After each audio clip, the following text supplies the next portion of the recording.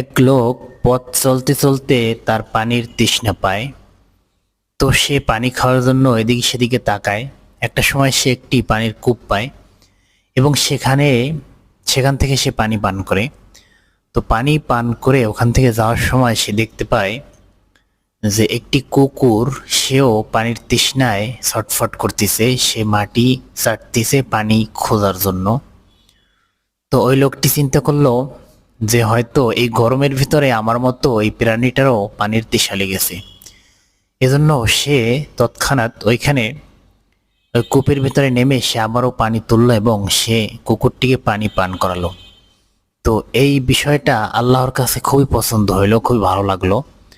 তো আল্লাহ ওই লোকটাকে তার সমস্ত গুনাহ খাতাগুলো মাফ করে দিল। তো এখান থেকে আমাদের যেটা শিক্ষা নেওয়ার বিষয় সেটা হচ্ছে মানুষের প্রতি কিংবা প্রাণীদের প্রতি দয়া। আসলে মানুষের প্রতি আমাদের দয়া করা উচিত। আমাদের ভিতরে এরকম অভ্যাস থাকা উচিত যে আমাদের মনটা সবসময় নরম থাকবে, আমরা মানুষের উপকার করব, ক্ষতি করব না। আমরা মানুষের প্রতি দয়া দেখাবো, তাহলে কি হবে, আল্লাহ তাআলাও আমাদেরকে পছন্দ করবেন এবং আমাদেরকে ক্ষমা করে দিবেন। আসলে আল্লাহ তাআলার ক্ষমা পাওয়া, এটা যে কত বড় একটি উপহার হতে পারে এটা আপনি কল্পনাও করতে পারবেন না।